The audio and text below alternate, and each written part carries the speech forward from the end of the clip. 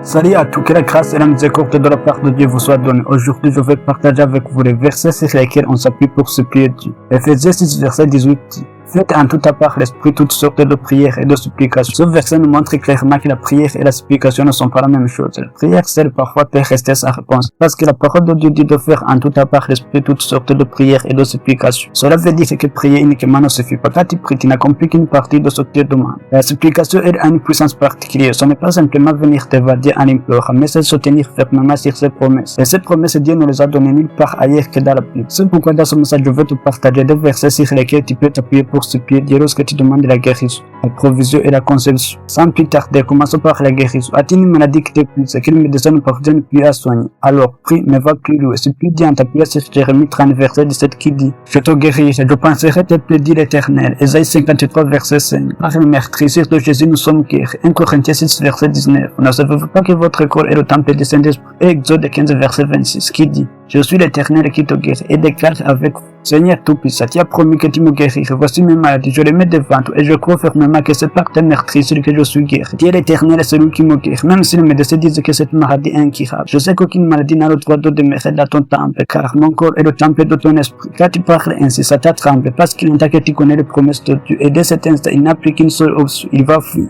Venons ensuite à la conception. Tu es marié depuis plusieurs années, mais tu n'as pas encore eu d'enfant. Alors, supplie Dieu sur la base de Genèse 1, verset 28. Il est dit: Dieu leur dit, soyez féconds, multipliez et remplissez la terre. Psaume 113, verset 9. Il ira la stérile et féconde, il en fait une mère joyeuse au milieu de ses enfants. Élie 18, verset 27. Ce qui est impossible aux hommes est possible à Dieu, et confesse avec assurance: Seigneur, toi qui as créé le ciel et la terre, tu as dit soyez féconds, multipliez et remplissez la terre. Je crois que ta parole est vérité et qu'elle s'accomplira. Les hommes disent que je suis stérile, mais toi tu as dit que tu iras la stérile et féconde et que tu fais d'elle une mère joyeuse au milieu de ses enfants. Père, rends-moi féconde et fais de moi une mère comblée dans la joie de mes enfants. Même si le médecin déclare que je suis un monopole et que cela est impossible, moi je sais que tout ce qui est impossible aux hommes est possible à toi. Si tu déclares ces promesses avec foi sans aucun doute, tu verras la main de Dieu agir.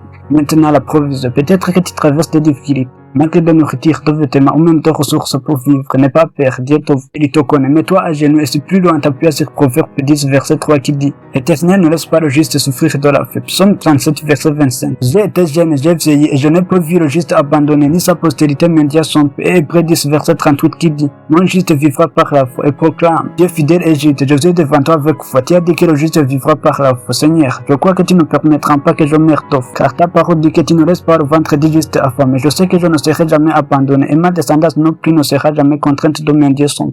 Comme David il a proclamé: Seigneur, telles sont tes promesses, et je sais qu'elles s'accomplissent. Voilà la vraie manière de présenter nos requêtes à Dieu, c'est de rester attaché à ce qu'il a promis dans sa parole. La supplication, c'est cette forme de prière qui repose sur l'alliance divine et qui ouvre les cieux afin que les bénédictions de Dieu se manifestent dans ta vie. Oui, avec ce passage biblique, tu as la séquence de t'adresser à Dieu en sachant qu'il y répondre. Mais retiens ceci, la réponse n'arrive toujours sur l'oche. Ephésiens 6, verset 18 continue en disant: priez en tout à part l'esprit toutes sortes de prières et de supplications. Veillez à cela avec une entière persévérance. Il s'agit donc d'un style de vie. Prier et supplier en proclamant ce que Dieu a dit. Ce n'est pas un acte isolé, mais une marche quotidienne. Et lorsque le moment fixé par Dieu viendra, tu verras son intervention. Hébreux 4, verset 16 nous rappelle encore: approchons-nous avec assurance du trône de la grâce, afin d'obtenir miséricorde et de trouver grâce pour être secouru dans nos besoins. En persévérant chaque jour dans la présence de Dieu, tu recevras sa miséricorde et tu goûteras à sa grâce et tu expérimenteras son secours dans toutes tes situations. Avant de clôturer, pense à mettre un like, à t'abonner à la chaîne et à partager ton expérience en commentaire. On se retrouve alors à très bientôt pour un nouveau message.